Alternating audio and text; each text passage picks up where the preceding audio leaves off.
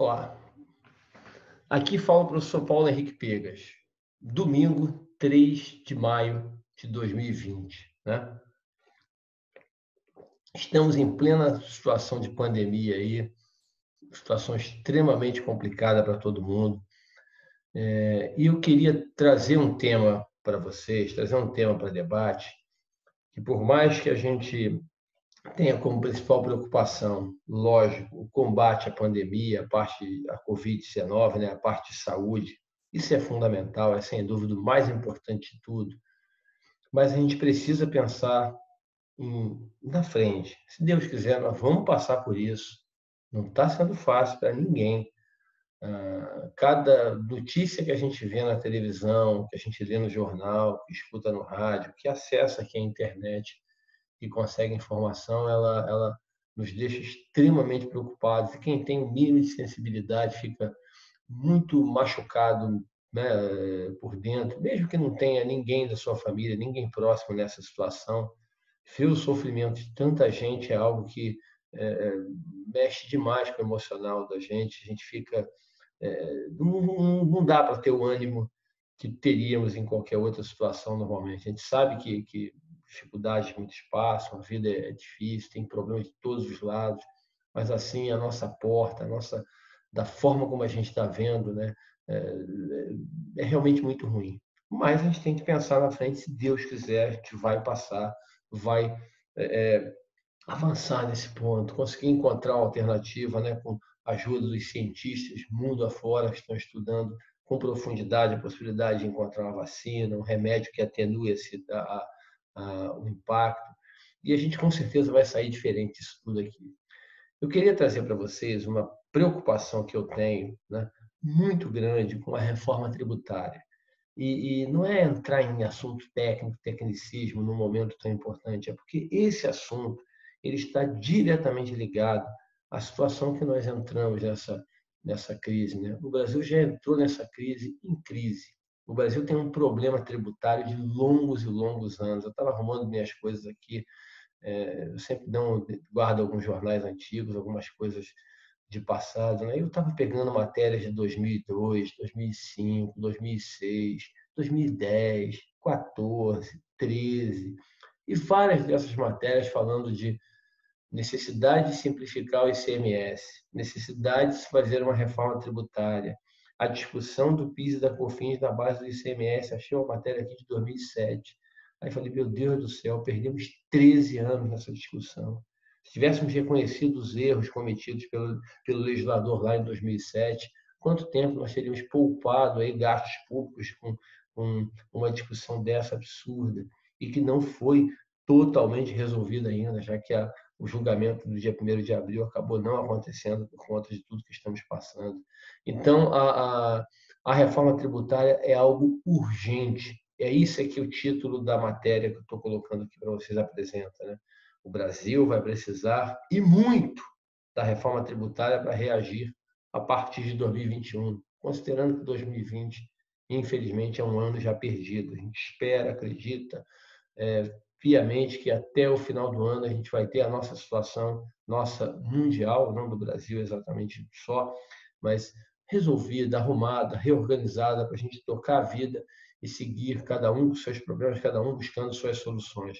Então, eu queria refletir com vocês sobre isso, porque para que nós possamos realmente ter um sistema tributário que permita que o Brasil avance, caminhe, reaja, né, a essa situação que já estava complicada antes da pandemia. Não é verdade que o Brasil estava voando antes desse processo, dessa deflagração da pandemia pela OMS. Não é verdade. Antes de 11 de março, o Brasil não estava bem. Ele poderia estar melhorando em alguns pontos, mas ele não estava bem. Não estávamos com indicadores que nos direcionassem a um desenvolvimento, a um crescimento muito grande em 2020, 2021. Independentemente de qualquer discussão política, que não é o objetivo, é sempre técnico o trabalho, mas nós vamos precisar muito dessa reforma tributária. Isso que eu queria passar para vocês aqui nessa apresentação. Nesse slide aqui eu mostro para vocês esse linkzinho, tá vendo? Esse link aqui é de um livro chamado Reforma Tributária Solidária, necessária para o país dá um salto qualitativo em relação ao desenvolvimento. Tá? Essa proposta foi construída por 40 profissionais, 40 pessoas, né? Muitos profissionais da área contábil tributária, a maioria deles da área tributária, estudiosos de muito tempo do sistema tributário nacional, e eles apresentam belas sugestões. Né? É um livro, eu tenho ele, deixa eu pegar ele rapidinho, eu tenho um livro físico aqui, é esse livro aqui, ó, grande pra caramba, pesado toda a vida, ó. Reforma tributária necessária. É muito importante que a gente faça a leitura desse livro. Esse livro está totalmente grátis, disponível na internet. Não dá para ler o livro todo, nem eu consegui ler, embora tenha vontade, mas são 804 páginas. Mas é muito importante que a leitura do livro seja feita, pelo menos um trecho. Eu até cito aqui uma parte especial do livro que eu gosto muito, que é a parte 5, das páginas 245 a 278, quando fala da necessidade de reforma tributária do imposto de renda pessoa física. Tá bom? Vamos dar uma passada aí pelos slides. Eu até botei março aqui, que era a versão original lá da minha palestra no IBMEC, mas é maio de 2020. Tá bom? Apesar de tudo, apesar dos problemas, das muitas dificuldades, alegria. Vamos lá. Bom, no primeiro slide eu queria mostrar para vocês a comparação que eu sempre mostro em palestra, né, para sintetizar como o nosso sistema tributário foi definhado com o tempo, né, foi fragilizado, se tornou muito ruim com o tempo. Os dados do slide mostram e falam por si só. Né? Você percebe aqui que os impostos representavam lá em 88. Por que 88? Porque foi o ano da Constituição Federal, o ano da Carta Magna. Né? Ela foi no fim do ano, mas vale usar 88 como referência. Quando acontece a Constituição, o Brasil estava saindo do regime militar ainda, tinha 3 anos ali de governo. Muitos dizem, inclusive, que a Constituição é o marco que sintetiza definitivamente a separação, a disrupção completa com o regime militar, com a Constituição anterior, né? Listada, trabalhada, feita no meio do regime militar em 67, depois completado em 69. Essa Constituição de 88, perdão, no ano da Constituição, os impostos representavam 70% da carga tributária.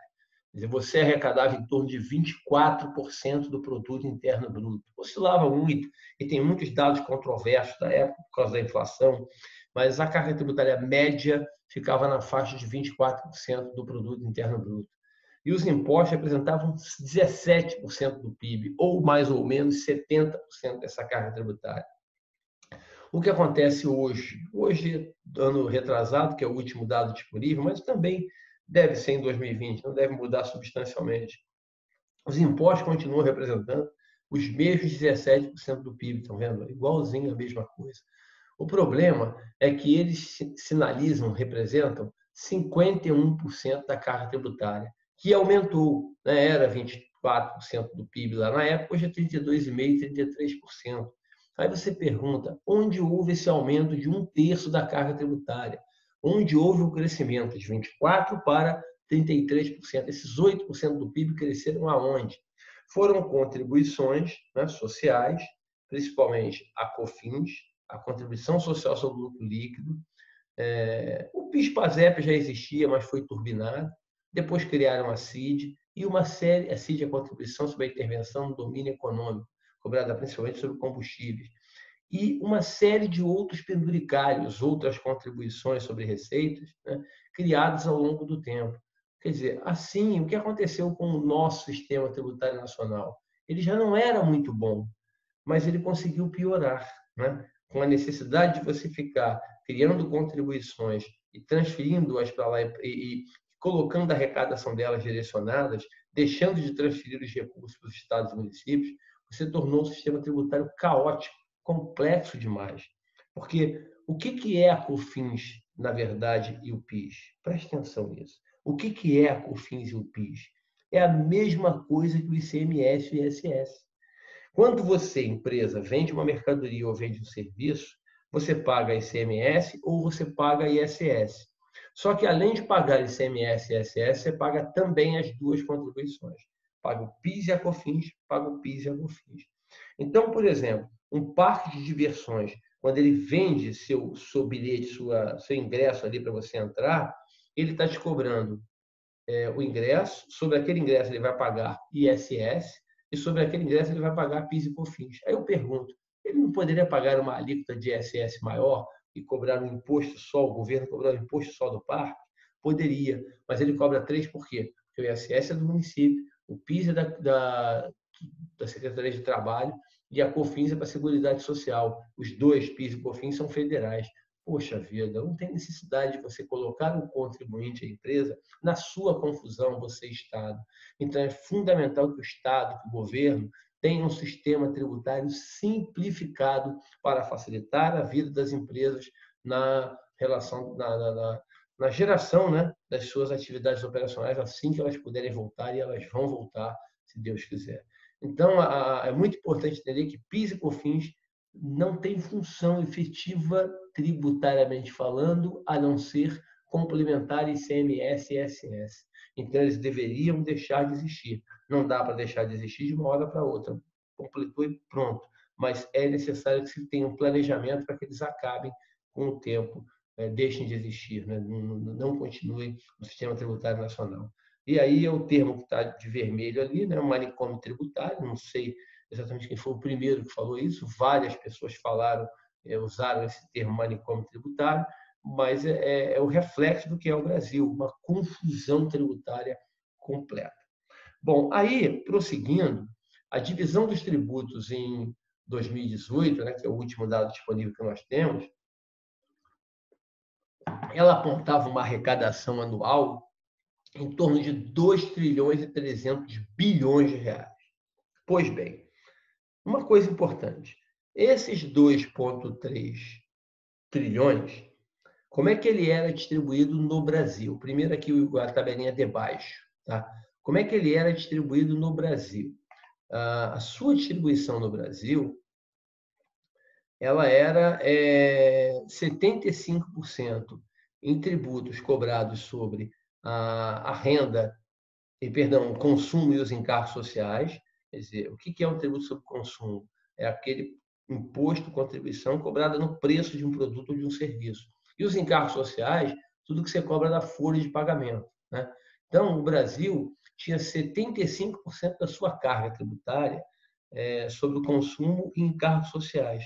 E 25% da nossa tributação era de impostos cobrados sobre patrimônio e a renda, né? Os IPTUs, IPVAs, imposto de herança e o imposto de renda. Quando você vai para o bloco dos 35 países mais desenvolvidos que integram a OCDE, interessante, o Brasil está querendo fazer parte da OCDE, ainda não faz. Quando você pega o bloco da OCDE, estamos aguardando lá a autorização para entrar nesse clube de países ricos, né, como bem diz o nosso ministro Paulo Guedes.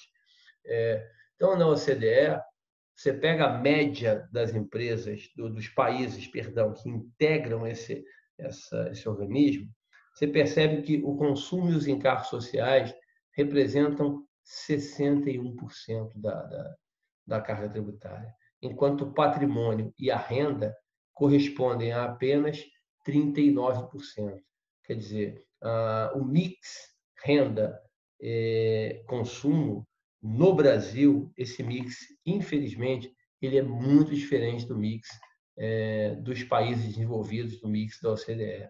Tá? Então, é uma situação que a gente precisa enfrentar, precisa tentar resolver, porque senão a gente vai ficar muito para trás. É isso que eu queria trabalhar com mais intensidade daqui a pouco com vocês. Mais adiante, aqui em cima, no slide de cima, você percebe o seguinte, a carga tributária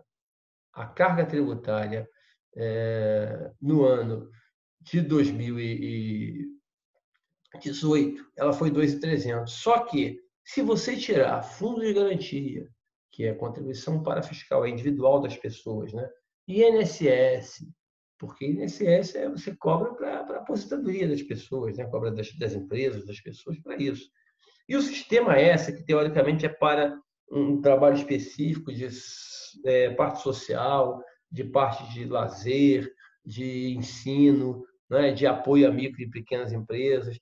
E tirando alguns outros penduricalhos, como loteria, loteria é tributo também, né? A sobra da loteria vai para a Seguridade Social, os condecines da vida, os fuxes, tirando todos esses penduricalhos, deixando somente impostos, taxas e contribuições, como COFINS, CSLL, a arrecadação cai para 1.632 trilhões. Percebam, tem 660 bilhões de reais nesse conjunto de FGTS, INSS, Sistema S e diversos outros penduricários. É muito dinheiro, é muito dinheiro. Tá? 630 vai dar mais ou menos ali dos 2.200, 30%. É muito dinheiro. E como é que fica essa distribuição desse 1.632? Olha só que interessante. A União cobra, arrecada e fiscaliza 58%, recebe 58% da arrecadação total do país, mas transfere dinheiro para estados e municípios, então fica com 44%, quer dizer, transfere 14 pontos percentuais dos 58% que arrecada para estados e municípios. Os municípios arrecadam 8%, mas recebem dinheiro da União e dos estados, acabam ficando com quase 3 vezes o que arrecadam, 23%, quase 24%. Os estados recebem dinheiro da União e repassam obrigatoriamente para os municípios. Quer dizer, arrecadam 33,8%, ficam com 32,1%. Quer dizer, é uma situação muito complexa, né? É muito dinheiro para lá e para cá, nós vamos ver já no próximo slide.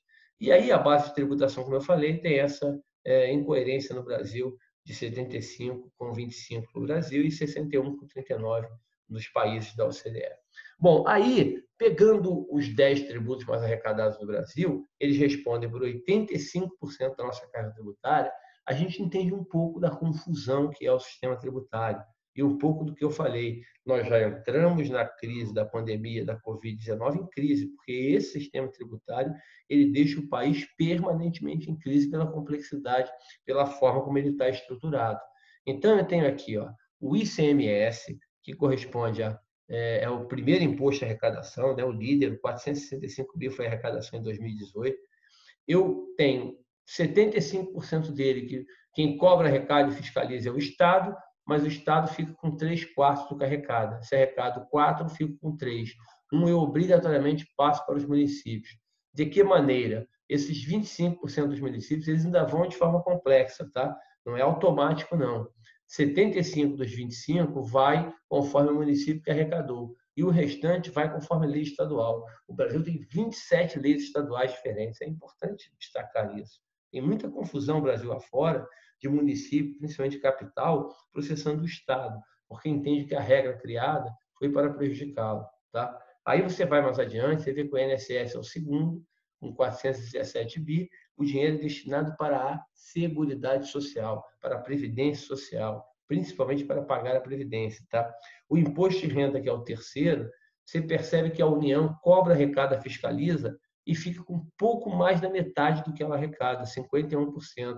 Ela é obrigada a transferir 49% para estados e municípios, 21,5% para o Fundo de Participação dos Estados, 24,5% para o Fundo de Participação dos Municípios. Aí você fala, mas deu 46%, tá? Eu já vou falar dos 3% restantes. Quer dizer, ela transfere 21,5% para os estados, é obrigatório. Isso acontece com o IPI também, tá? Que é o nono aqui em arrecadação. Se pegar o IPI aqui, você vai ver que é a mesma coisa, de 41%. É um pouco baixo por causa de um outro fundo que tem, tá? Mas o IR transfere 49% para estados e municípios. Como eu falei, FPE, FPM e também 3% a União transfere para o Banco do Nordeste do Brasil, o Banco da Amazônia e o Banco do Centro-Oeste, que está integrado lá no Banco do Brasil. Então, Centro-Oeste, Norte e Nordeste têm bancos federais que fazem financiamentos específicos, exclusivos na região, a partir de funding, de recursos colocados lá pelo governo federal. E isso precisa ser revisto com alguma urgência. Isso é um problema seríssimo do nosso modelo. A bancada do Congresso Nacional, que representa o Norte e Nordeste, ela se protege de forma muito dura em relação a qualquer mexida nesses bancos, mas é preciso um estudo detalhado no BASA e no BNB.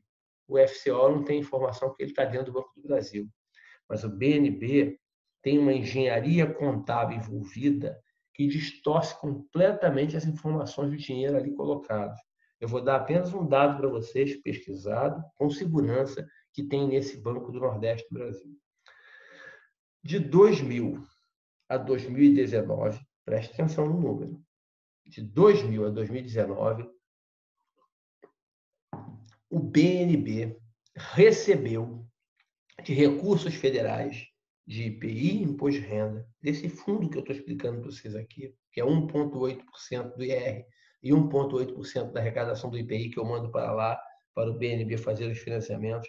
Então, esse dinheiro representou 80 bilhões de reais. Tá bom? Entendi. O BNB recebeu 80 bilhões para ele fazer fomento, financiamentos, né, na região Norte-Nordeste. Isso. Qual foi a despesa de pessoal e administrativa, despesa de pessoal e despesa administrativa, necessária para você operar este fundo de 80 bilhões de reais? Quanto que o BNB gastou nesses 20 anos de despesa de pessoal e despesa administrativa para operar esse fundo público de 80 bilhões de reais?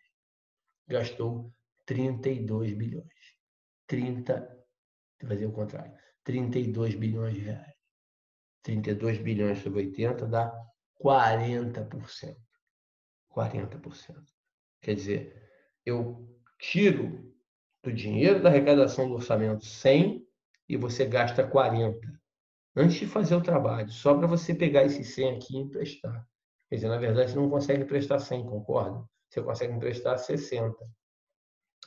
Sabem qual é o saldo de empréstimos do BNB, no balanço deles, do FNE, Fundo Nordeste? Pouco mais de 80 bilhões de reais, 84, 85. Quer dizer, olha que interessante, né? Você pegou esses 80 bi e não conseguiu multiplicar esse financiamento. Não conseguiu porque gasta muito dinheiro, é muito caro, a estrutura é muito cara, muito pesada, fora a inadimplência.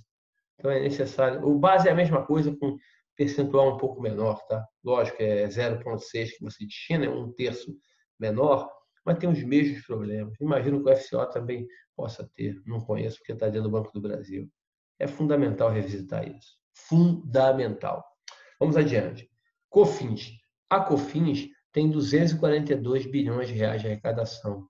Mas percebam que a COFINS, que é o quarto, a CSLL, que é o sexto, que é sobre o lucro, e o PIS/PASEP, que é o sétimo, eles têm destinação para a Seguridade Social, para o Fundo de Amparo ao Trabalhador, o FAT, mas tem 30% deles desvinculados, a chamada desvinculação das receitas da União, figura que existe no sistema tributário nacional desde 1994 e tem previsão de valer até 2023. Foram 8 emendas constitucionais para aprovar essa desvinculação: 94, 96, 97, 99, 2003, 2007, 2011 e finalmente 2016. Esta desvinculação ela é renovada a cada 4, 5 anos. Tá? Você aprova por 4 anos e depois vai à prova novamente. Quer dizer, nós vamos completar em 2023 30 anos de desvinculação das receitas da União.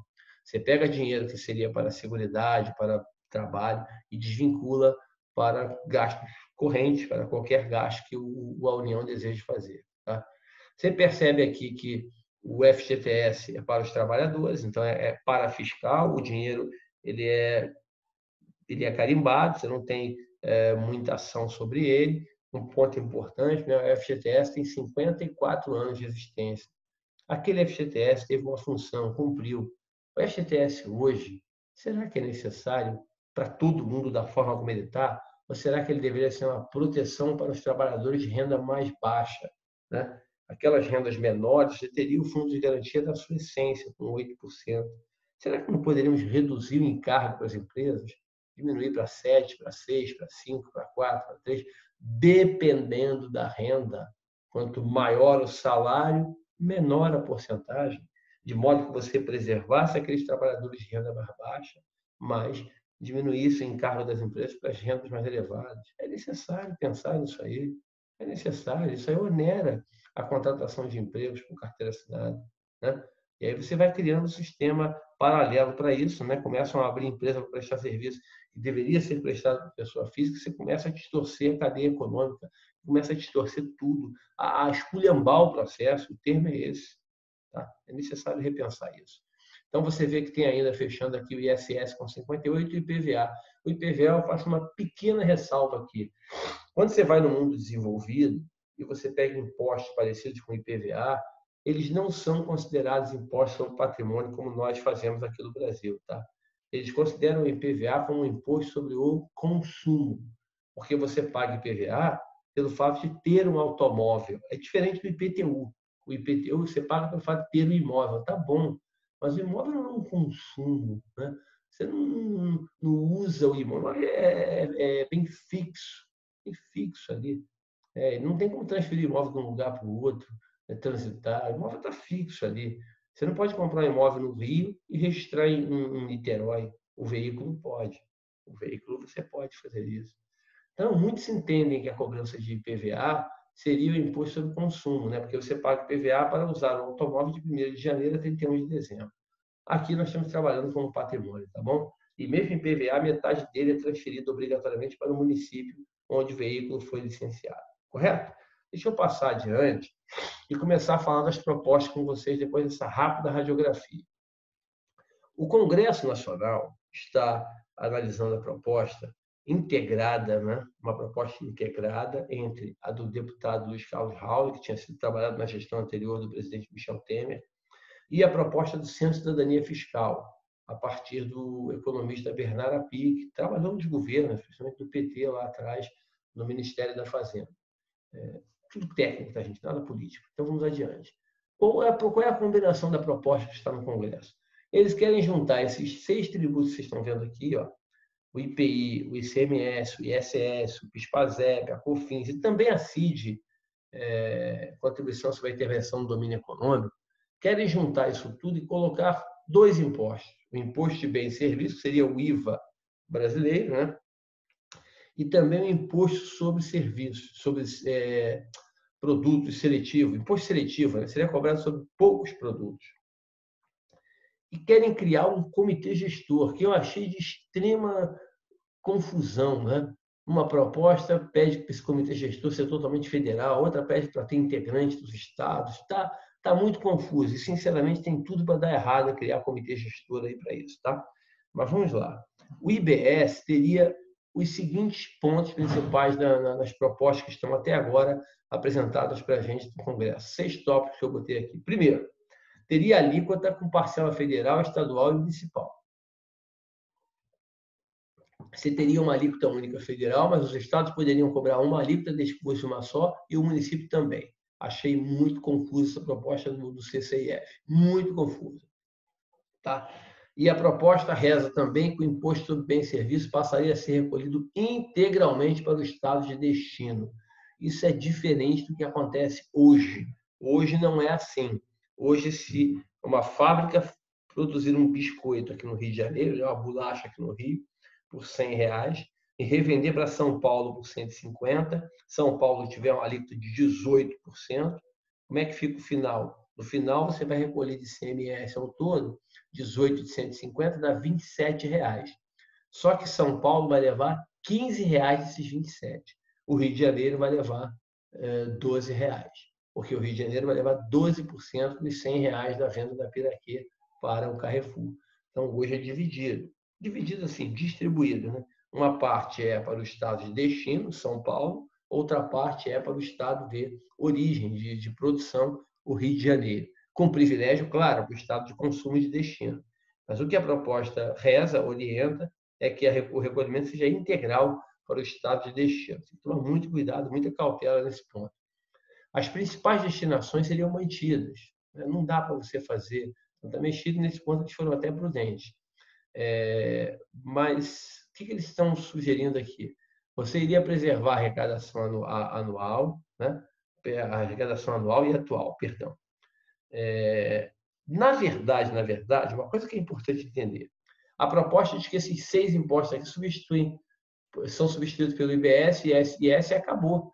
Quer dizer, não tem muito mais coisa na reforma tributária. Só que, somando tudo que esses impostos arrecadam hoje, você vai ter que botar 1 trilhão para dentro, gente, de IBS. Você vai ter que arrecadar pouco mais de 1 trilhão com imposto de bens e serviços, com imposto seletivo. Está muito alto.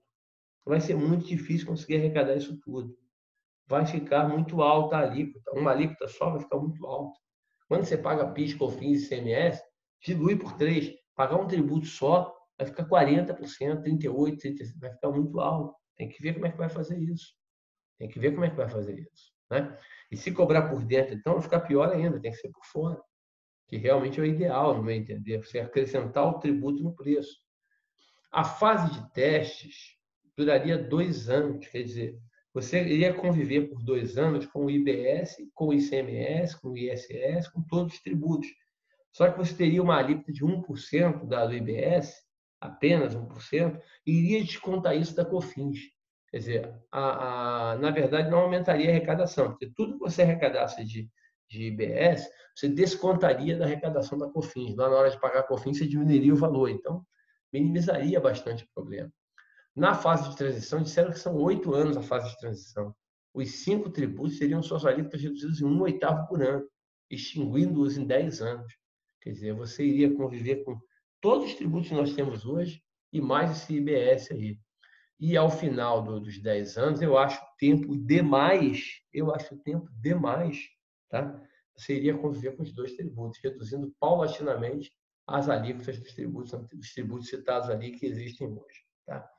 Estados e municípios manteriam a arrecadação atual, mas a inflação por 20 anos. O que é esse atual aqui, né? Vai ficar impossível fazer reforma tributária, porque a arrecadação atual é em tempos de Covid-19 ou vai ser a arrecadação do ano passado, por exemplo? Vai dar muita discussão, mas é necessário que vocês mantenham a arrecadação, o objetivo é esse, tá? Por 20 anos. E a transição completa levando 50 anos. Pelo amor de Deus, o Brasil não aguenta isso. O Brasil não aguenta esperar tanto tempo. Se for para conviver com esses tributos por 8 anos, 10, e distribuição ficar 50 anos para organizar, a gente acaba, a gente quebra antes disso, não dá. Tá? E a minha percepção, gente, é que é muita mudança na Constituição, tem muitos artigos sendo modificados. Eu tenho a percepção que, da forma como está escrito, esse processo tende a ficar muito mais complexo do que já é hoje. E eu tenho temor de que ele possa trazer mais impactos negativos do que positivos na atividade econômica. Tá? E, por fim, uma coisa importante, ele não mexe no principal, no meu entender, que é o mix da tributação patrimônio e renda contra consumo e encargos sociais. Isso, no meu modo de entender, é o ponto principal e não está sendo atacado por essa proposta. Correto? Vamos adiante. Aí, o que eu queria passar para vocês aqui na sequência? Qual o nosso principal problema? Tá? Em termos principalmente aí de pandemia de Covid-19. Bom, não podemos esquecer que estamos numa pandemia, então todo o foco deve ser para isso. Mas não posso esquecer da reforma tributária, porque eu vou precisar muito dela quando eu sair dessa crise, e nós vamos sair se Deus quiser. Em tempos de pandemia, é importante lembrar que a proposta que estava no Congresso, que eu mostrei no slide anterior, tentava resolver apenas o problema da multiplicidade de impostos e contribuições cobrados sobre o consumo de bens e serviços. Né? Eu queria simplificar, juntar 6 tributos num imposto só e simplificar a vida dos contribuintes.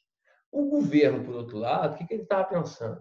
Ele estava numa relevante tentativa de reduzir, o governo não apresentou nenhuma proposta oficial para o Congresso, tá? Mas vem em entrevistas, em conversas, sinalizando que o objetivo principal dele era reduzir os pesados encargos sociais que são cobrados das empresas, né?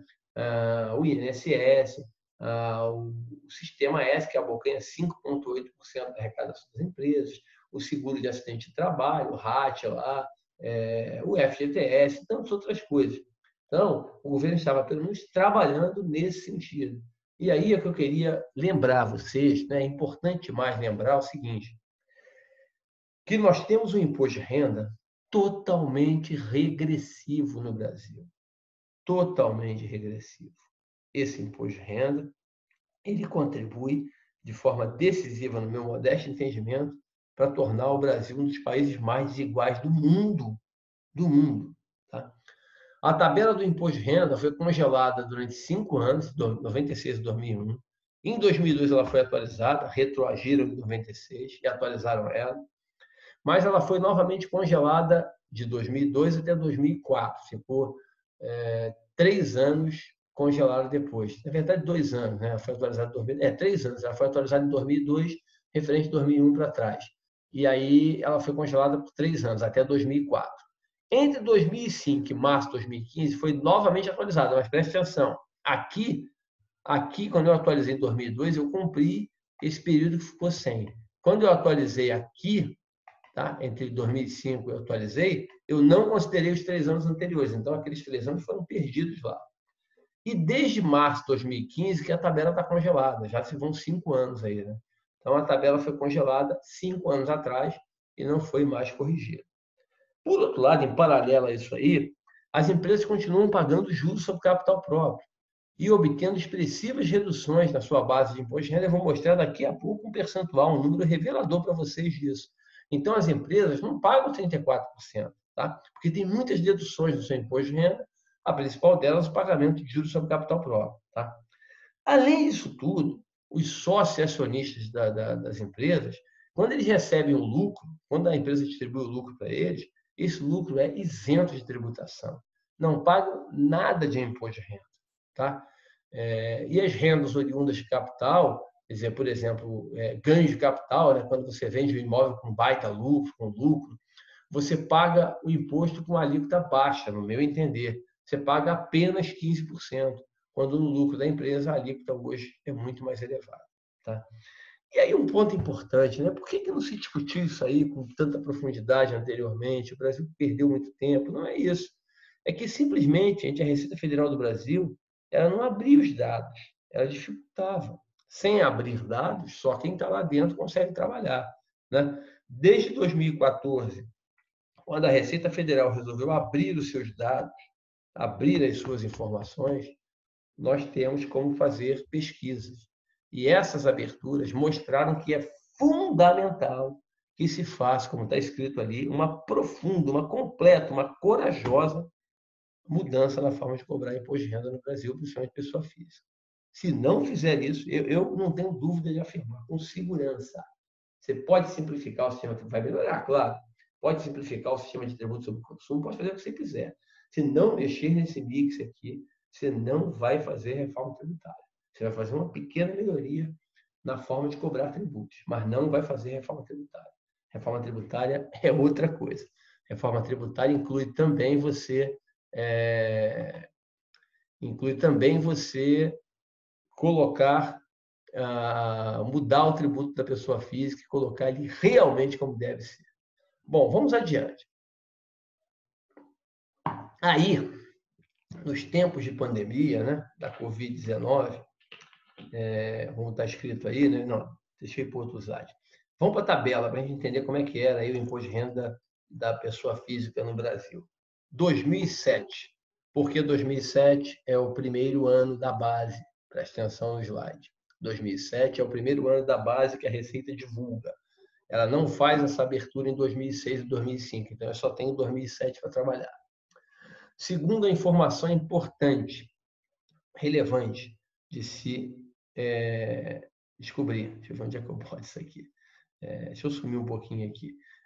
Segunda informação importante e relevante, deixa só a tabela. Os valores aqui estão valores de salário mínimo de 2019, do ano passado, em torno de R$ 1.000, 998, tá? Então, quando eu boto até 3.000, não era 3.000 de 2007, tá bom? Era 3.000 de 2019. Mas comparado com os dados divulgados sobre o salário mínimo de 2007. Era como se o salário mínimo de 2007 fosse em 2019 R$ 1.000, tá bom? Para a gente ter uma comparação bem completa, bem interessante. E aí, preste atenção comigo aqui. O Brasil tinha, nesta época, 25 milhões de declarantes. 25.225.000 pessoas. Que apresentavam renda entre tributável e isento de 908 bilhões de reais. Tá? Pagavam 56, do total isso aqui, pagavam 56 bilhões de reais de imposto de renda. 6,2% é a alíquota efetiva. Como é que era o mix total de renda tributável e isenta?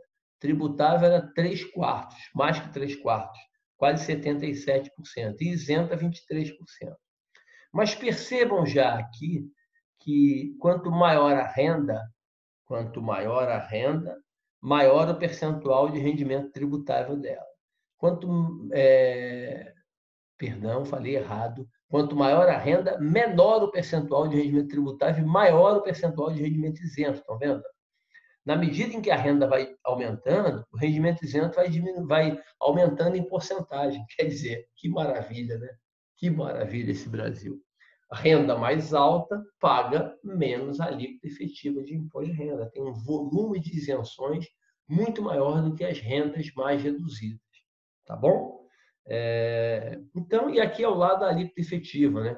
Vocês percebem que ela vai aumentando, aumentando, aumentando, e a partir de R$ 80.000, ela começa a cair por mês, né? Isso aqui é por mês.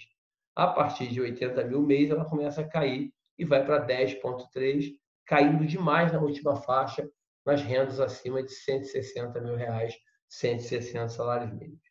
Correto? Aí vamos adiante. Epa, fiz besteira. Aí vamos passar aqui. Aí, seguindo, 2014. Por que 2014? Porque foi o primeiro ano, como eu falei, que a abertura dos dados foi feita. E como foi o primeiro ano de abertura completa, eles abriram os dados aqui. Vocês vão ver aqui, ó, que eu boto em 2007, de 3 a 5, de 5 a 7, 7 a 10, mas eu não tenho essa abertura aqui. Ó. Eu não tenho de 5 a 7, nem de 7 a 10. Eu não tenho de 10 a 15, nem de 15 a 20. Então, eu botei numa caixa só, já que eu não tenho abertura. Lá em 2014, vocês estão vendo que eu tenho uma abertura mais completa, mais ampla. Agora, os dados são assustadores, né? Você volta no slide um pouquinho, você pode voltar aí na gravação, mas você volta no slide um pouquinho, você observa, ó, o rendimento, o brasileiro passou a declarar, quer dizer, passamos a declarar 27 milhões e meio de pessoas. Tivemos um crescimento de 10% em relação ao total anterior. E a renda que era 900 passou para 2.100, quer dizer, cresceu mais ou menos 130% por aí, 140. 2.175, sendo que isento tributável estão distribuídos aqui. Agora, a alíquota caiu, né? Era 6,2, caiu para 5,9. E olha que interessante, você tem aqui uma variação de alíquota de menos 4,3. Quer dizer, houve uma queda na alíquota, a alíquota era maior, lembra? 6 e pouco caiu para 5,9, uma queda de 4. E o mix é que é mais interessante ainda. O mix ele piorou. Lembram? Era 76 isento, caiu para 66. Era 23 isento, subiu para 33. Quer dizer, quase 34. O Brasil passou a distribuir mais rendimentos isentos e menos rendimentos tributáveis. E pior, passou a considerar rendimentos isentos, quer dizer, considerou mais rendimentos isentos nas camadas mais altas da sociedade, nas rendas mais elevadas. Vocês percebam aqui que o rendimento isento ele vai aumentando conforme aumenta a renda. Aumenta a renda, aumenta o rendimento isento. É impressionante isso. É impressionante. A porcentagem de rendimentos isentos ela vai sendo maior na medida que a renda fica mais elevada. E aí, qual é a distorção que ela causa? Quando você pega a alíquota efetiva aqui de amarelo, você vê que ela vai subindo, subindo, subindo, aí quando chega 20 a 30 para 30 a 40, ela sobe quase nada. Tá vendo? Quase nada. Depois, de 40 para 60, ela já cai para 10,7, aí vai caindo sem parar até a última faixa, quando as pessoas com renda, os 28 mil brasileiros, declararam renda acima de 320 salários mínimos, eles pagam apenas 2,3% de imposto de renda. Tá?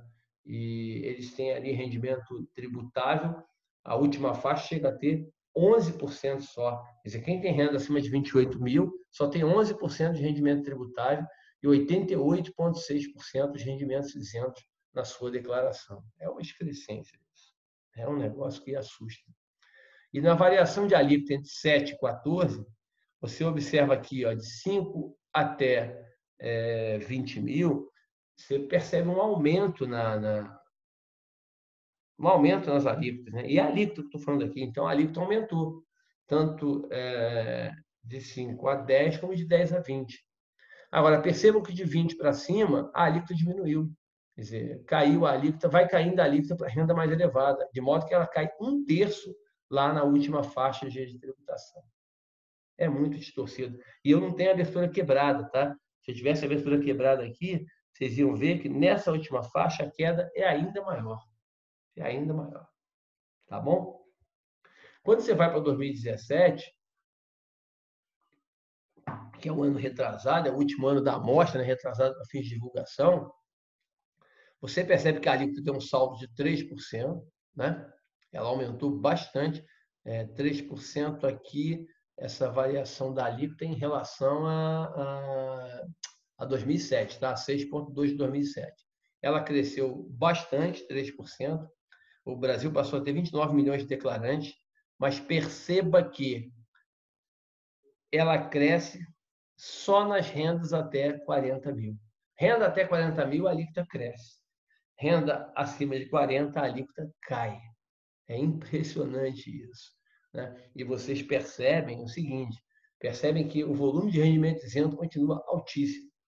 Os brasileiros com renda mais elevada, acima de 160 mil, têm ali 80% quase de rendimento isento. É um benefício que você, sinceramente, não tem amparo para explicar isso, não tem lugar que você consiga explicar isso. Não há ser humano que consiga querer justificar, vir com argumento para lá, argumento para cá. Não vai conseguir. Ele vai conseguir falar um monte de coisa, explicar um monte de situações, mas não vai conseguir defender isso aqui. Não dá para defender, isso é indefensável. Isso é a mostra do que é o caos nesse nosso país em relação ao sistema tributário. Tá? Aí o que acontece? Você fala assim, o professor Pegas, você está sendo muito radical, porque no Brasil se tributa muito a pessoa física, perdão, se tributa pouco a pessoa física de renda alta, porque se tributa muito a empresa paga um imposto de renda absurdo no Brasil. Então, como as PJs pagam muito imposto de renda, é natural que o rendimento seja isento na pessoa física. Aí os números. Está aí os números. Olha o que quem me questionou nesse ponto, olha o questionamento que você me fez e olha a tabela. Isso não é chute. Fui eu que fiz essa pesquisa. Eu que fiz essa pesquisa. Peguei 100 grupos dos principais brasileiros. Vocês estão vendo aí, ó. Grupos que apresentaram lucro em 10 anos de 1 trilhão e 700. Só tem gente grande aí, não tem gente pequena. Peguei esses grupos aí e peguei os 10 anos, tá? Para não dizer que eu peguei um ano, pegou um ano, pegou outro, peguei 10 anos, 9 a 18. 9 a 18. Você vai perceber o seguinte, essas 100 empresas, esses 100 grupos, pagaram de imposto de renda no Brasil 22,8%. Então, é lorota. Não é verdade que a alíquota efetiva seja 34%. As empresas, principalmente as maiores, elas não pagam 34%. O motivo principal é o pagamento de juros sobre capital próprio, né? Tirando o JCP, você já vai diminuir bastante essa redução aí, vai aumentar a alíquota, claro. Mas não é só o JCP, tem uma série de outras coisas. Tem muitas grandes empresas que usam lucro presumido em empresas menores para poder ter ganho tributário. Tem muita coisa que não é que é indevida, ilegal, mas que poderia ser minimizada e reduzida para a gente ter uma tributação mais justa. Quer dizer, olha que interessante. Quando eu vou sugerir daqui a pouco que a tributação chegue a 25%, no final, não estou sugerindo que você dê um benefício, sugerindo que se tribute o racional, que é o que elas já pagam hoje. Então, é história que não podem pagar distribuições de lucro, imposto de renda sobre distribuição de lucro. Tá? Só para a informação de vocês, para não pairar qualquer dúvida no ar, quando eu falo aqui indústria pesada, gente, eu estou pegando CSN, estou pegando Vale, estou pegando siderurgia, papel e celulose, estou pegando química, petroquímica, Braskem, estou pegando grandes WEG, estou pegando indústrias pesadas, tá? De grande porte. Quando eu pego indústria leve, eu estou pegando comércio, principalmente, né? Renner, Riachuelo, as empresas comerciais em geral de alimentos, BRF, tá? Estou pegando a Raizen, empresas da indústria de alimentos, normalmente, indústria têxtil, tá? Os bancos são os tradicionais, os maiores estão todos aí. Telecom são as 3 maiores. A energia elétrica tem só empresas de grande porte. Desculpa, eu falei do comércio da Renner e CIA na indústria elétrica, está errado. A Renner e CIA estão aqui embaixo no comércio. Tá? Lá é só realmente indústria. Aí tem Natura, tem Boticário, tem indústria têxtil, acho que a Cotebinas está aí, tem BRF, tem Raizen, tem indústrias né, que a gente chama de indústria leve. Serviços, tem todo tipo de serviço que você imaginar, tá? Todo tipo de prestação de serviço que você imaginar. E petróleo e gás, principalmente a Petrobras. Aí a Petrobras, aliás, distorce muito o asterisco 1 ali. Se tirar a Petrobras, a alíquota cai para 29,3%. A Petrobras teve uma alíquota de 37,5%, 38% de imposto de renda nesses 10 anos, porque teve muita despesa indedutível por conta de, infelizmente, dos problemas que a gente acompanhou tanto pela mídia aí. Tá bom? Aí prossigamos. O que nós poderíamos fazer? Vamos às propostas agora. O que poderia se pensar fazer aí para a gente resolver o problema? Resolver nunca vai resolver, né? Mas para a gente tentar minimizar um pouquinho os problemas que nós temos aí em relação ao sistema tributário. Bom, poderíamos começar a fazer algo em 2020, mesmo com todas as dificuldades técnicas por conta da pandemia.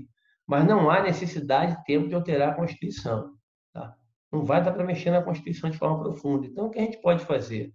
Aprovar leis complementares, ordinárias, bem feitas, bem construídas. Está todo mundo em casa, vamos aproveitar, vamos debater, os deputados e senadores, debater de forma mais tranquila, mais suave, tá? Para tentar ver as mexidas em lei complementar, lei ordinária, sem mexer abruptamente na Constituição, que já está mexida demais.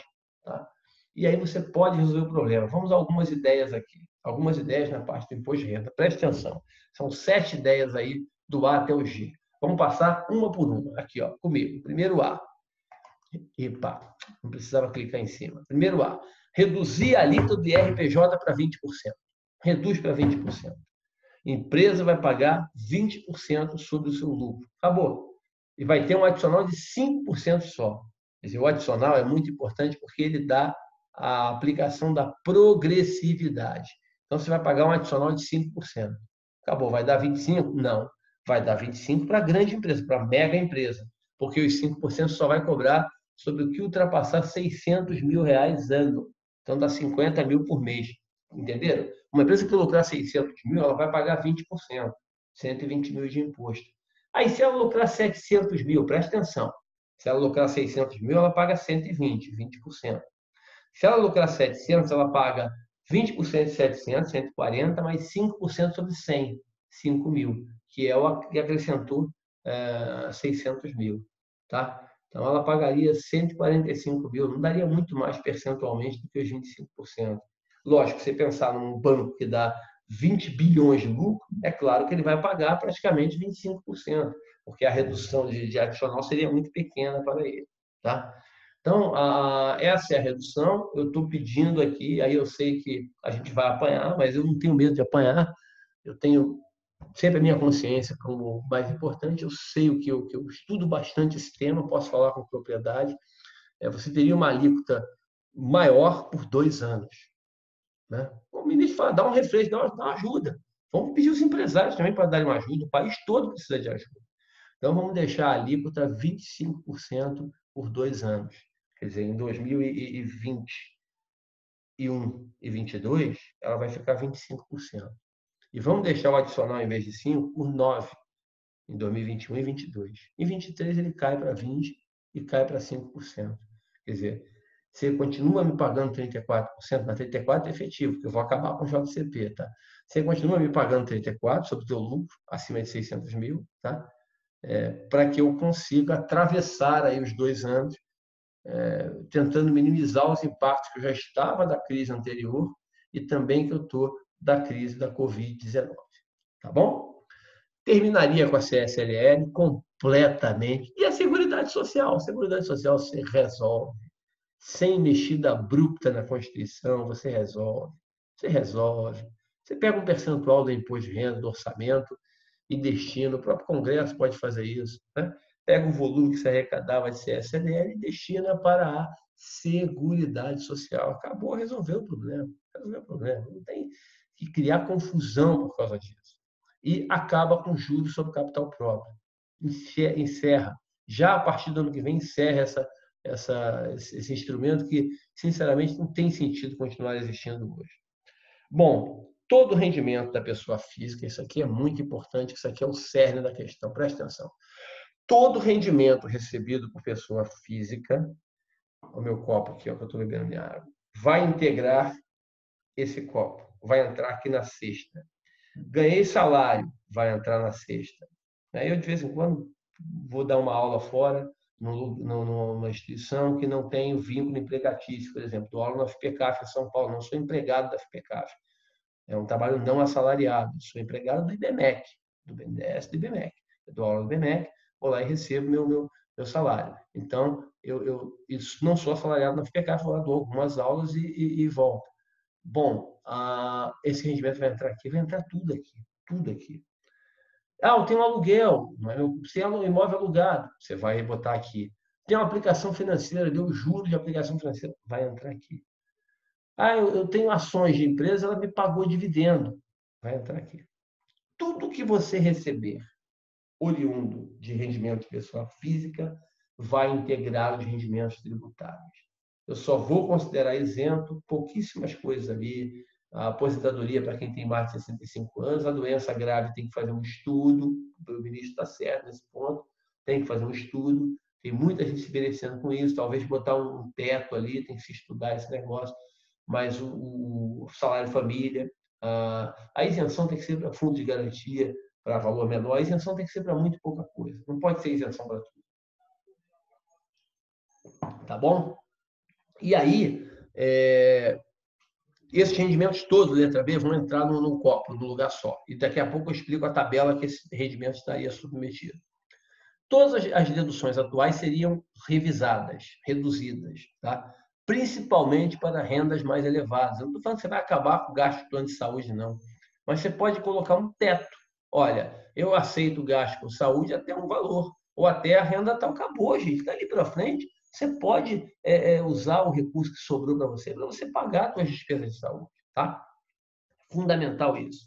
E revisar rendimento isento. Esse negócio de ficar criando debênture para lá, para cá, rendimento isento, letra com rendimento isento. Quem compra esses títulos são pessoas com renda muito alta. Você vai continuar com aquele modelo cruel que vocês viram anteriormente. Eu vou mostrar aqui. Quer continuar com isso aqui? Acha que isso aqui está bom? Quer dizer, a renda mais alta pagando 2,5% de alíquota, 4% de alíquota, 4,8% de alíquota, e a renda média aqui, o meio da classe social, pagando 11, 11, 11, 12. Pô, isso não é justo. Isso não é justo. A renda mais baixa aqui, ó, de 5 a 7 mil paga 3%, de 320 mil para cima paga 2,5%. É isso que a gente quer continuar fazendo? De 7 a 10 mil paga 6%, de 240 a 320 paga 4,2%. Porra, é isso? É isso? De 7 a 10 paga 6%, de 160 a 240 paga 4,8%, de 10 a 15 mil paga 9,2%, de 80 a 160 paga 6,5%. Porra, é isso que querem deixar fazendo? Pelo amor de Deus. Então tem que fazer alguma coisa. Tem que fazer alguma coisa. Mas o outro gera emprego. Tudo bem, cara. Vamos lá. Se não quiser gerar emprego, vai embora. Alguém vai gerar um emprego aqui. Vai embora daqui. Não vai ganhar dinheiro aqui mais. Desculpa o radicalismo, mas não dá. Não dá para ficar esse discurso. É muito bonitinho. Desde 95 que esse discurso está aí. Né? Não vamos tributar o empresário porque ele pode fugir, ele tem que investir aqui, o dinheiro vai voltar. A economia brasileira só patina desde então. Só patina. Ela subiu um pouquinho em algum momento dos anos 2000 ali, mas ela só patina. A década passada foi considerada a década perdida, pior do que a década de 1980, que já tinha sido sofrível. Esse é um dos instrumentos, um dos motivos. Pelo amor de Deus, pelo amor de Deus. Larga o umbigo. Não fica olhando o umbigo, olhando só o cliente que você tem. Olha o todo, olha o conjunto, olha o que está acontecendo aí. Poxa. Então vamos adiante. Na letra D. Aí você fala assim, mas não pode, não adianta fazer isso, tentar tributar o dividendo, porque aí os sócios acionistas vão passar a botar as despesas pessoais todas na empresa. Isso é crime. Você não pode fazer isso. Despesa da empresa, despesa da pessoa física tem que ser paga pela pessoa física. É necessário colocar uma lei, não precisa mexer na Constituição, tá? É necessário colocar uma lei, ou algumas leis, tá? Colocando multa em caso de descumprimento. Eu não quero chegar na sua empresa e pegar uma despesa pessoal sua lá. A empresa não pode ter despesa pessoal. A empresa tem que ter despesa do dia a dia. Você, como empregado, pode fazer uma refeição e a empresa paga. Como diretor lá, mesmo você sendo dono, pode fazer uma refeição e a empresa pagar, não tem problema. Mas não pode receber 10 mil reais por mês de vale-refeição. Você está transferindo a sua despesa de compras mensais para a empresa. Entendeu a diferença? Mas você pode receber, dependendo da região do país, se você trabalha no lugar, na grande São Paulo, ali no Centrão, você pode receber 30 reais, 40 reais por dia para almoçar. Não tem nada de grave nisso. 40 por dia, vezes 21, 22, vai dar R$ 1.000 por mês. Está dentro de um escopo, de uma razoabilidade, de uma racionalidade. Não pode receber 10 mil, porque aí você está recebendo dinheiro para fazer despesa pessoal, né? Então, tem que tomar muito cuidado. Despesas na empresa teriam que ser apenas aquelas estritamente da empresa. Se detectar que a pessoa física está transferindo despesa pessoal para a empresa, isso é criminalização. Você tem que criminalizar esse tipo de caso. A hora que você começar a enjaular os primeiros, aprender os primeiros, as pessoas vão passar a respeitar. Se não respeitarem de cara, eu acredito que o povo brasileiro é muito ordeiro, pacífico, e ele vai entender, e mesmo os empresários brasileiros são, na grande maioria, compostos de pessoas boníssimas, de caráter, eles vão entender a situação e a grande maioria não vai atentar, não vai passar a apelar para esse tipo de subterfúgio. Tá? Então, seria muito importante essa legislação para ajudar nisso. O limite do Prolabore, engraçado, eu não tinha pensado nisso. Eu não tinha pensado no primeiro momento. Aí, lendo esse nosso livro aqui, o livrão, ó, lendo aqui o livrão, eu peguei e vi, eles sugeriram isso, eu atentei, eles têm razão. Você coloca um limite que já existiu no passado, lá nos anos 90, 80, existia esse limite de pagamento de Prolabore. Por quê? Quando você tributa dividendo, é importante ter esse limite, porque se você não botar limite, a empresa pega e paga R$ 1 milhão para o dono dela de salário lá de Prolabore. Por quê? A empresa vai diminuir o imposto, embora ele vá pagar como pessoa física, porque a tabela progressiva é alta, mas a empresa diminuiu esse salário dele. Então, esse é também outro ponto para a gente evitar. Renda de pessoa jurídica, física, dentro da pessoa jurídica, pode receber, mas tem um limite. Na época, eu lembro, era 15 vezes a tabela progressiva. É bem razoável. É bem razoável.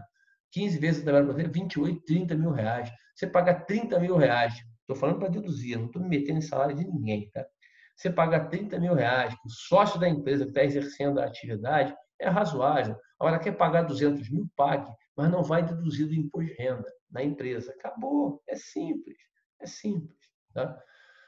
Vamos adiante. Caso o lucro seja reinvestido, a letra F, não tem tributação, claro.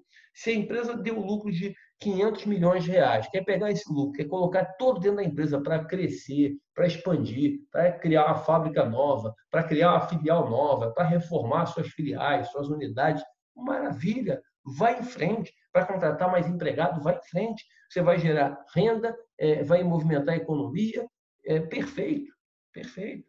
É isso. É isso, vai gerar emprego e renda. É isso, prossiga o trabalho. Agora, no último item, caso os lucros sejam distribuídos, né? Deixa eu voltar aqui, caramba, fiz besteira. Caso os lucros sejam distribuídos para outras empresas no Brasil, não seriam tributados, claro. Se você distribuir dentro do Brasil, você não tributa, porque o tributo quando chegar à pessoa física. De empresa para empresa, não. Mas se eu distribuir para o exterior, eu tributo. Se uma empresa do Brasil mandar o lucro para fora do Brasil, acabou. Eu vou aplicar a tabela progressiva. O imposto de renda do lucro auferido aqui vai ficar aqui.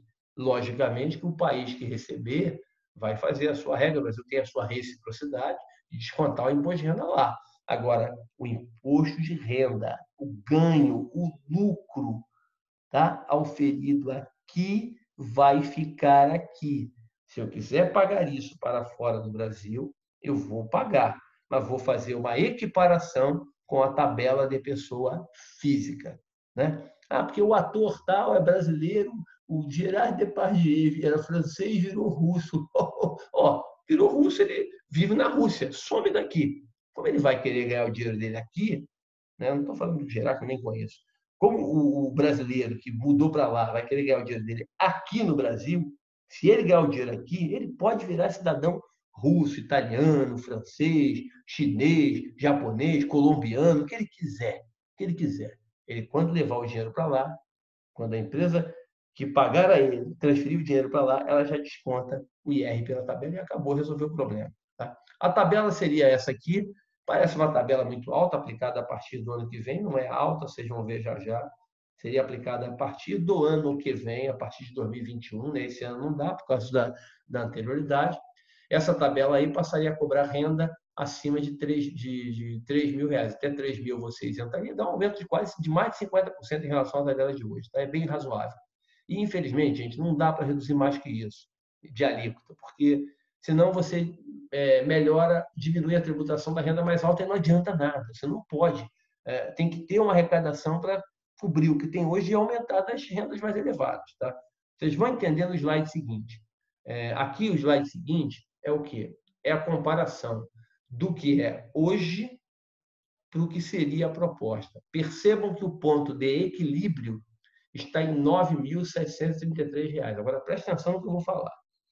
Todo mundo que ganha rendimento apenas de tributável, apenas de salário, de rendas tributáveis, ou assalariado ou não, de qualquer tipo, até 9.733, ele ganharia com a mudança. Percebam aqui, ó. Aí eu ganho 7 mil. Você paga hoje 1.055, pagaria 960. Ganhou R$ 195 aqui. Aí eu ganho 4 mil. Pagava 263, passou a pagar 120. Ganhou R$ 143. Eu ganhava 3.500, ganhou 110. Quer dizer, quanto menor o salário, maior vai ser a tua redução do imposto de renda. Tá? Agora, a partir de 9.733, você vai pagar mais. E outra coisa, tá? Aí eu ganho 6 mil, mas recebo 4 mil de empresa, de pessoa, salário e 2 mil de lucro aqui, de aplicação. Olha só, se a tua aplicação hoje é isenta, você vai passar a pagar sobre 2 mil da aplicação isenta, vai juntar aqui. Então, você vai ter R$ 120 aqui, 650, você vai pagar mais 410 aqui, tá? Vai pagar 120, mas vai pagar 530. Tu vai aumentar. Porque hoje você tinha uma renda muito grande que você não pagava. Pô. Gente, a proposta não é para beneficiar aquela pessoa que cria o caminho do subterfúgio. É para beneficiar todo mundo. É para pensar no conjunto.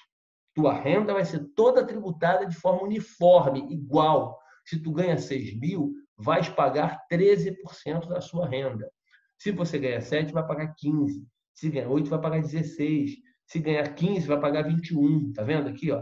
Se ganhar 45, vai pagar 25. Se ganhar 80, vai pagar 26. É assim. Não vai matar ninguém.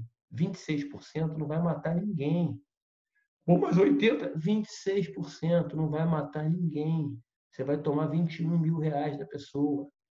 Perdão, vai 26, não, eu estou fazendo como é hoje, 26, tá? Você vai tributar 34. 34, um terço, não vai matar ninguém. Não tem confisco, é um terço. Você ganhou 80 mil, eu estou pegando 27 mil seu. Você teve um aumento aqui, era 26, passou para 34. Tá? Vamos para hoje, que é o que interessa. Eu acabei fazendo errado ali. Você ganha 6 mil, vai pagar 10, paga menos que 13.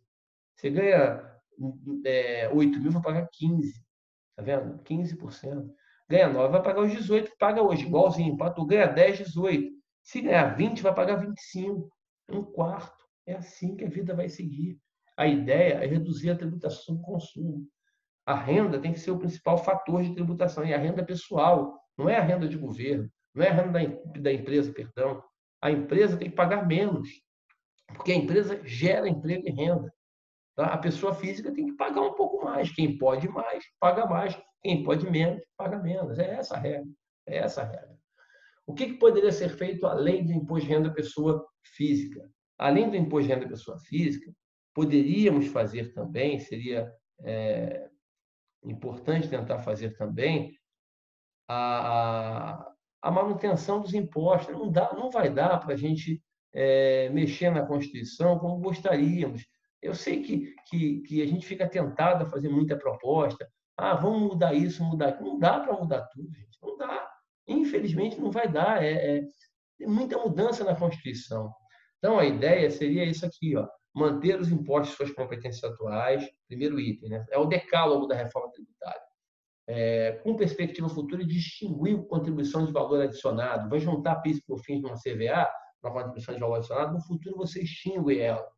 Você manteria a CID, o IOF, por enquanto. Também a ideia seria a extinção, tá? A ideia, no futuro, você extinguir, cancelar tanto o PIS e a COFINS, quanto a CID, quanto o IOF, e todas as contribuições previdenciárias, federais, exceto a previdenciária. A ideia seria essa, tá? Mas manter o ICMS, o ISS, não dá para mexer em tudo. Aí vamos lá. Progressividade plena do imposto sobre doações. Plena. e alíquotas unificadas. Isso aqui, infelizmente, tem que ter uma pequena mexida na Constituição para permitir a cobrança de uma alíquota elevada, um pouco mais elevada que 8%. Sinceramente, eu acho que 30% é o máximo, não precisa mais do que isso. E ninguém vai cobrar 30% de quem doar 2, 3 milhões de reais para o filho. Pode ficar tranquilo, tá? Não é isso que está se falando. Eu vou doar 3 milhões para o meu filho, tu quer cobrar 30%? Não é isso. É apenas nas doações e heranças de valores muito elevados.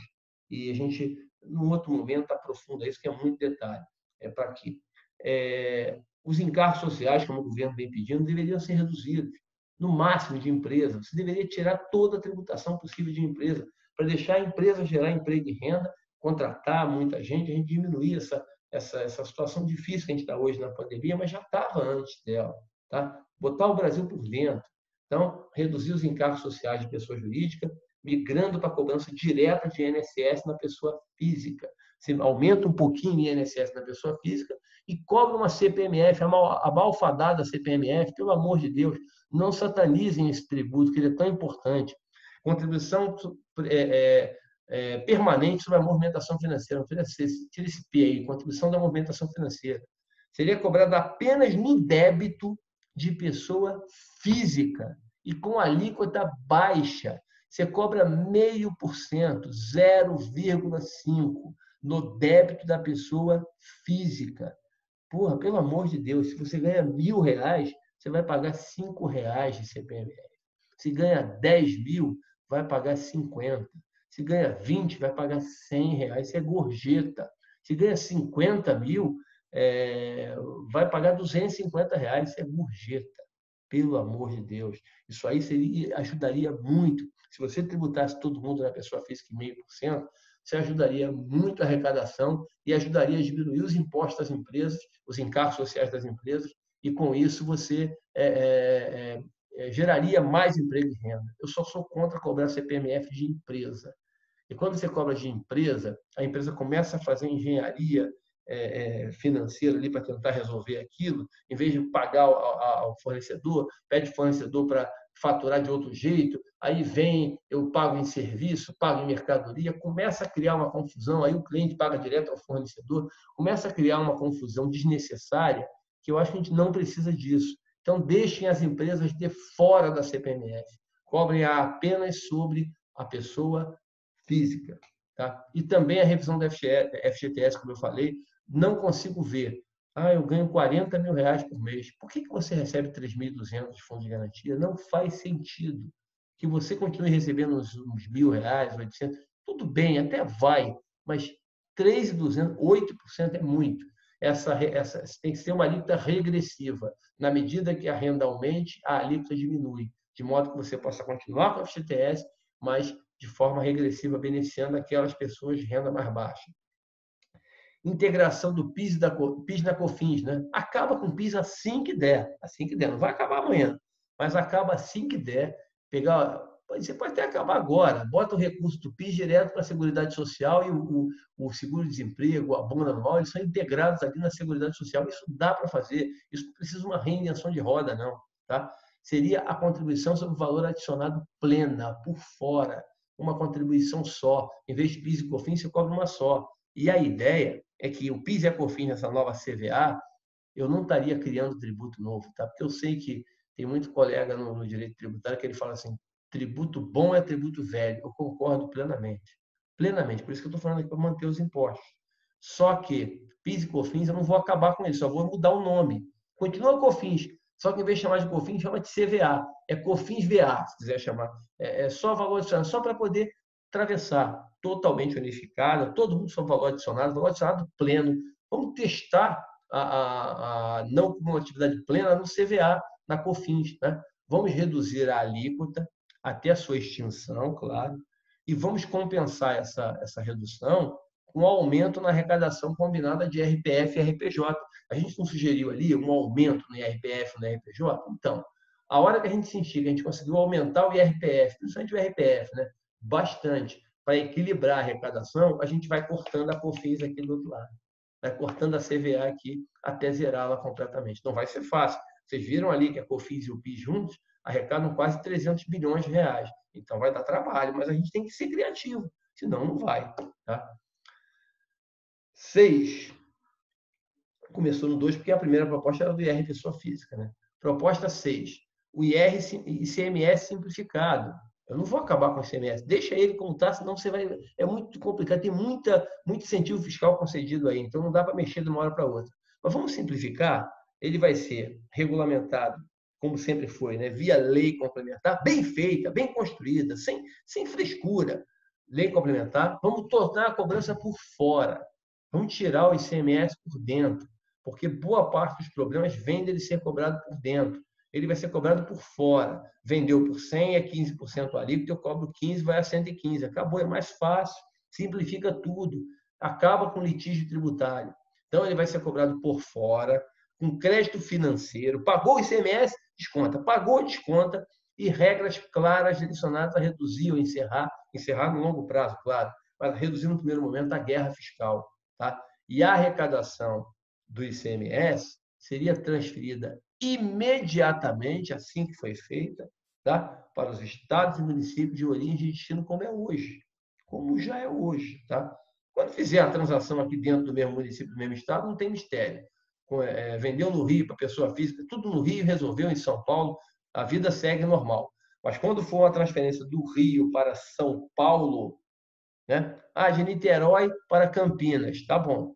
O estado do Rio vai receber uma parte, porque a produção foi aqui. O município de Niterói vai receber outra parte, que a produção foi aqui. O estado de São Paulo vai receber outra parte, que a mercadoria foi entregue lá.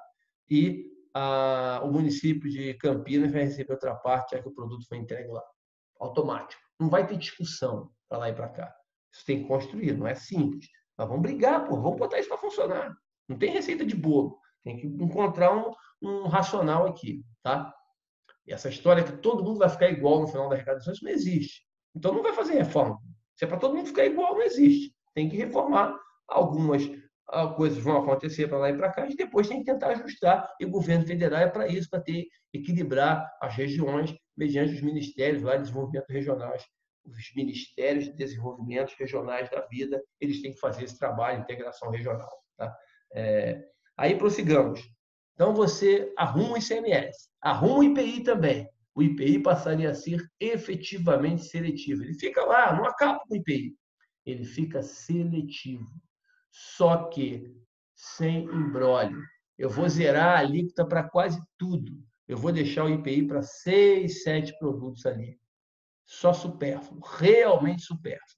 Federal, cobrado por fora, sem se misturar com o ICMS. ICMS vai ser cobrado. A indústria vendeu uma caixa de cerveja por 100. O ICMS é 18%, 18% de ICMS. O IPI é 40%, 40% de IPI. A lata vai ser por 100, mais 40, mais 18. 158. Vai embora, acabou. Venda a sua cerveja e toque o barco. Tem nada de confusão. Um na base do outro, tem um na base do outro. Os dois são sobre a mesma base. Os dois são sobre a mesma base. Não entrou nenhum imposto na base do outro. Só que você não cobrou só, porque um tem uma função, outro tem outra função. Tá bom? Então, o IPI seria cobrado apenas sobre esse produto. E a TIP, a tabela do IPI, que é uma confusão generalizada, ela passaria a ter eu preferiria uma. Não dá, no máximo 2 partes. Não mais que isso. Não pode, senão não dá. Se continuar a TIP como está, ficar vendo lá se o tubarão tem barbatana, o camarão tem isso, tem aquilo, se a sandália tem pedacinho, esquece. Deixa o país nessa confusão que está aí. Pelo amor de Deus, acaba com isso. Acaba com isso. Simplifica. Simplifica. 1 ou 2 páginas. Bom, 8. Porra, o ISS é complicado, porque hoje migrou para serviço. Antigamente eu comprava um disco, uma fita cassete. Agora eu compro streaming lá na internet, ou assinatura mensal. Como é que faz isso? Gente, não vai dar para a gente juntar o ICMS e o ISS agora. A ideia é juntar. A ideia no futuro é a gente juntar. Mas de agora, não dá para juntar. A discussão é muito ampla. Não vai dar para juntar. Vamos fazer uma coisa, então, com o ISS? Vamos reorganizá-lo? Vamos botar uma lei complementar, botando a cobrança dele também por fora, como já acontece, vai acontecer com o ICMS. O hotel cobrou R$100 na conta, mais 5% de ISS, 105, acabou, vai embora. E quando possível, a sua destinação, o dinheiro, vai para o destino. Quando possível. Tá? onde o serviço está sendo efetivamente prestado. Quando eu conseguir identificar o serviço está sendo realmente prestado ali, é ali que o dinheiro vai. Quando eu não conseguir identificar, a gente tem que criar uma regra, não é fácil, criar uma regra para distribuir isso entre o local da pessoa que está recebendo o serviço e o local da pessoa que está prestando o serviço. Mas eu acho que você vai resolver boa parte da guerra fiscal do ISS com a alíquota unificada. Tá? Eu acho que se você cobrar 5% de todo o país, você vai diminuir muito isso. Todo mundo vai pagar 5%. Todo mundo vai pagar 5%. Tá? Mas o município quase não tem. Gente, a gente vai ter que buscar outro caminho. Não é com guerra fiscal que a gente vai resolver isso. Não é cobrando 0,5% para trazer, não é lá em Três Rios, o cara cobrar 0,5% para trazer o consultor tributário, todo mundo para lá, para fingir que presta serviço lá e pagar a alíquota menor. Isso não vai adiantar. Agora, nem pode cobrar mais meio, tem que ser 2%. Mas nem, não vai adiantar, não é isso que vai resolver. Vamos botar uma alíquota nacional e sem possibilidade de redução, ninguém pode reduzir, para a gente tentar organizar o ISS, deixar no município e depois, com calma, com organização, sem estresse, a gente fazer a integração completa do ICMS com o ISS e também aquela CVA vai ser extinta, você vai passar finalmente a ter o imposto único sobre valor adicionado no Brasil. Isso é longo prazo, precisa ser 10 anos, mas não precisa ser agora. E vamos fazer de forma organizada, construída. Tá? E aí, o 9, sistema gradual de distribuição automática da arrecadação do IR para estados e municípios, tá? Para reduzir os fundos de participação, isso é importante. É muito importante que você tenha a redução desses fundos de participação no modelo atual, o FPE, o FPM, o Fundo das Exportações. A ideia é que eles sejam zerados em alguns anos. Tá? E também outra coisa, aquele Fundo Nacional de Desenvolvimento zera isso, não de uma vez, mas aos poucos. Vamos pegar o sistema de fomento, que é importante para o país tem que ter sistema de fomento, a Alemanha tem, a China tem, os países têm bancos de desenvolvimento, o Brasil tem o BNDES, que é um banco fantástico, com erros ou não cometidos no passado, tem que ver os erros, identificar o que aconteceu para não acontecer de novo, quem tem culpa tem que ser punido e acabou. Não pode ficar com o passado atormentando o futuro eternamente, atormentando, perdão, o presente e impedindo o futuro da instituição. Não adianta. Você tem instrumento positivo no Brasil, que um instrumento positivo no Brasil, que são os bancos de fomento, então você poderia fazer uma integração nacional desses bancos de fomento, a partir da liderança do BNDES, que é o maior deles, tá? Integrando com os bancos regionais, com o Banco do Nordeste do Brasil, repaginado, com o BASA, repaginado, com o FCO, com o BRDE no extremo sul, que é o Banco do Extremo Sul, que pega Rio Grande do Sul, Santa Catarina e Paraná, com alguns outros bancos regionais que tem no Brasil, estaduais, um trabalho bonito para realmente transformar a economia nacional. Tá? E também, esse processo iria fazer uma integração completa. Isso é muito importante, tá? Fazer uma integração completa de obrigações acessórias via o SPED, né? Colocar tudo integrado, uma obrigação só. O contribuinte não ficar tendo que entregar uma do PIS, da COFINS, do Estado, do município.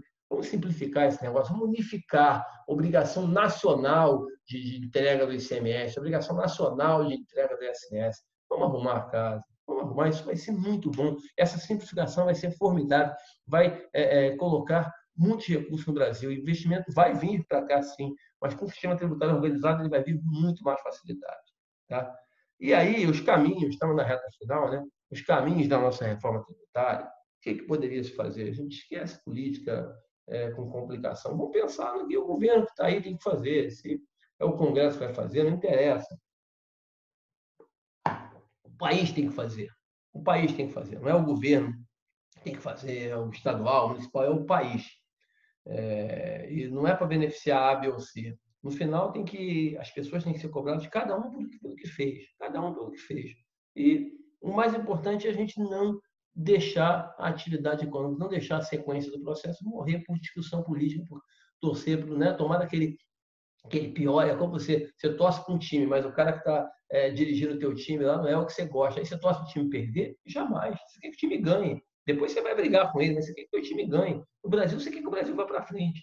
Então, qual é a proposta? Qual é o encaminhamento? Vídeos oficiais, curtos e didáticos. Curtos porque as pessoas não têm paciência de ver explicação longa, infelizmente. Mas dá para a gente fazer vídeos curtos, explicando para o povo, principalmente as pessoas que têm maior dificuldade de entendimento, a importância de entender como é que se extrai hoje de todo mundo um texto que a gente produz. Hoje você toma da sociedade um texto que ela produz. Você arrecada 3, fica com 2, tira 1. Tudo. E entender que os impostos são cobrados de todo mundo, todos nós pagamos os impostos, todos os dias, em todos os momentos. Então, esse entendimento é muito importante. Muito importante.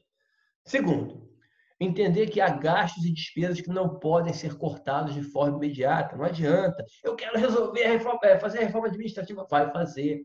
Mas os empregados, os funcionários públicos que estão hoje na fase final de carreira, que já estão aposentados, você não corta o direito de uma hora para outra. Você tem que fazer um processo de transição. Então, vai demorar. Não dá para fazer imediato, correndo. Vai fazer. Além disso, os efeitos da Covid-19 que nós estamos passando aí, o sufoco todo que a gente está passando, terão que ser enfrentados. O governo está botando R$ 600, que por mais que tenha toda a dificuldade das pessoas receberem na caixa, né, as pessoas estão recebendo R$ 600 aí para ajudar a atravessar essa situação. Não é fácil. Como é que vai pagar isso? Alguém vai ter que pagar. Somos nós mesmos que vamos ter que pagar a sociedade. Né? Talvez até essa situação toda esteja gerando uma redução. Não estou falando que ela vai gerar, mas vai ajudar um pouco na redução da desigualdade. Está botando muito dinheiro nas mãos de pessoas que realmente precisavam. Né? Tem um dado positivo aí. Não estou falando que isso não vai resolver, pelo amor de Deus. Mas esses efeitos terão que ser enfrentados. O governo vai ter que cobrir isso, vai ter que pagar isso. Não se emite dinheiro de forma gratuita, não existe essa possibilidade. Então, nós vamos precisar de um pequeno, tinha escrito pequeno, acho que é um médio sacrifício. Vamos precisar de um sacrifício inicial, tá? Um aumento de carga tributária, para a gente, posteriormente, usufruir das melhorias que a reforma vai trazer.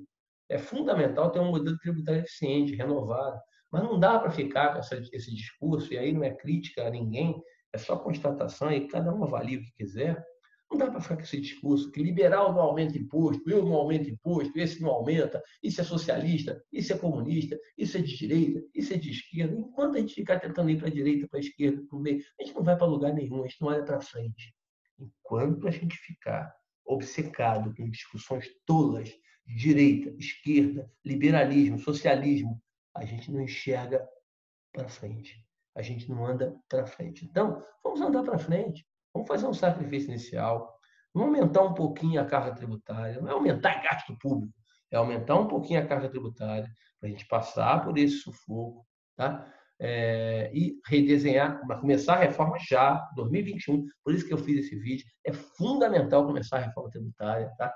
A gente precisa redesenhar o sistema tributário de forma serena, né? Como eu até falei a maior parte do tempo aqui, tirando uns períodos de exaltação, de forma tranquila, sem mudanças assodadas, sem querer reinventar a Constituição. Tá? É fundamental fazer um processo seguro de mudança, de transformação do sistema tributário.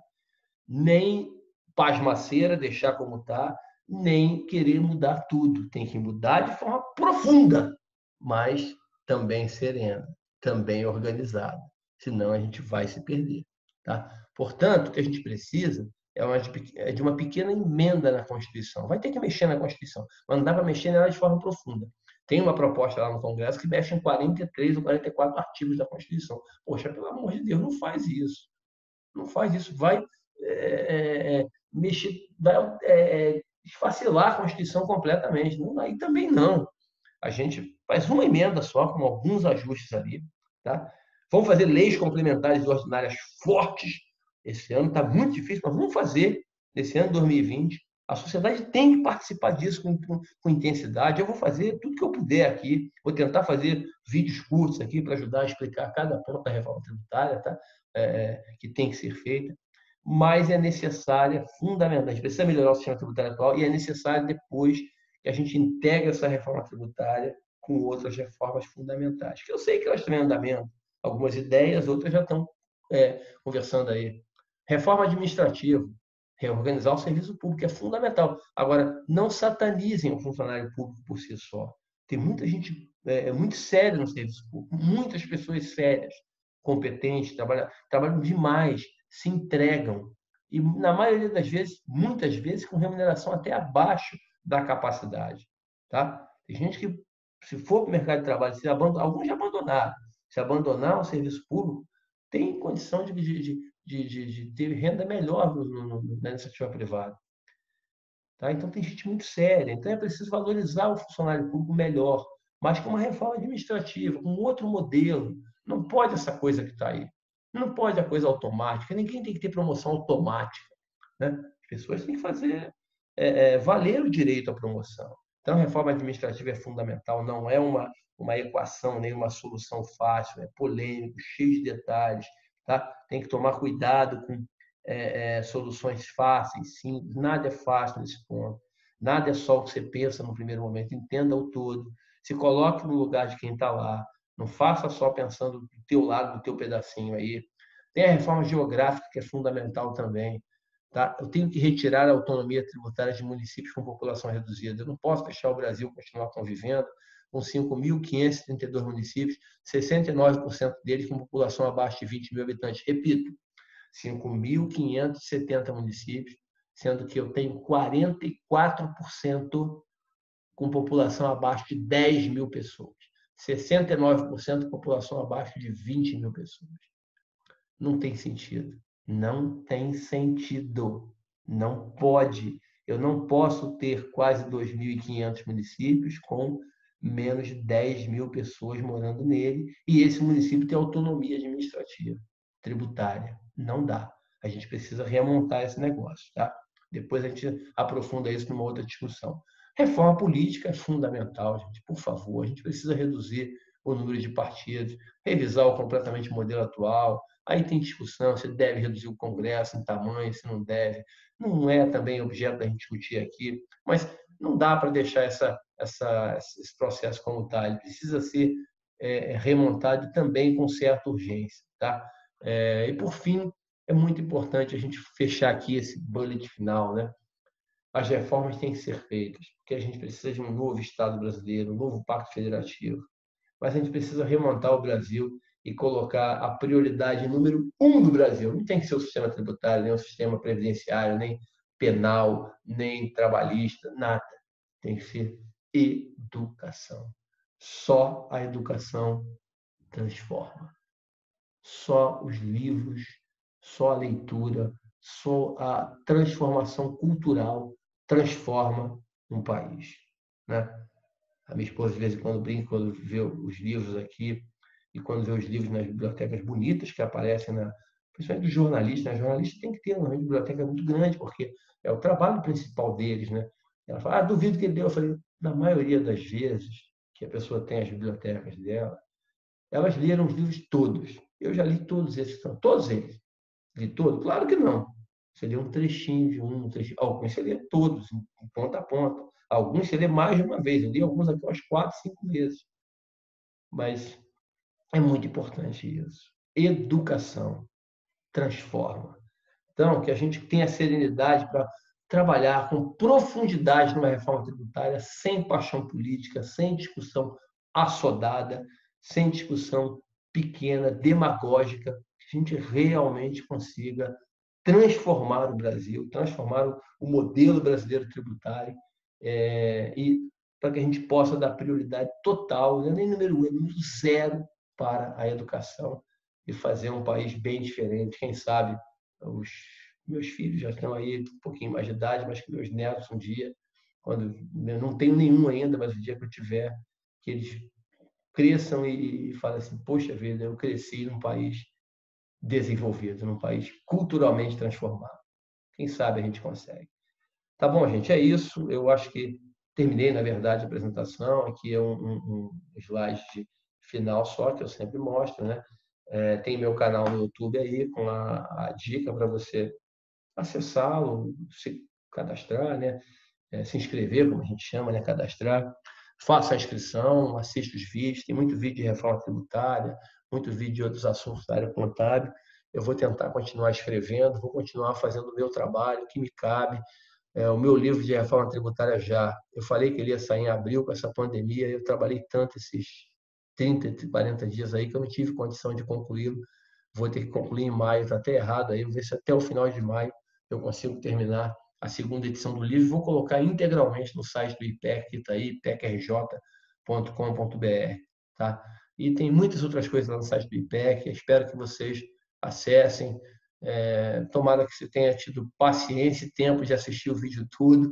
Eu tive a intenção de fazer uma explicação geral do sistema tributário e dar algumas ideias do que é necessário fazer para a gente mudar esse modelo tributário brasileiro. É muito importante que a gente não deixe de trabalhar intensamente nesse processo de mudança dentro desse ano de 2020. O Brasil não aguenta, não vai aguentar. Olha só, o Brasil já está aguentando aí essa pandemia com toda a dificuldade, com todos os erros e acertos que a gente está cometendo ao longo desse período aí, politicamente, internamente, para tudo que é lado. Mas a gente vai sobreviver a isso, vai sair dessa pandemia da Covid-19. Mas desculpa, a gente vai sair da pandemia 19. Se a gente não mudar o nosso sistema tributário, a gente vai continuar numa outra crise, né? No sistema tributário caótico que não impede o contato das pessoas, mas ele impede, ele inibe, proíbe qualquer tentativa de sonhar do povo brasileiro. Então, é muito importante que a gente, sem vaidade, sem politicagem, pense nisso. Reforma tributária já! Alegria, abraço, muito obrigado.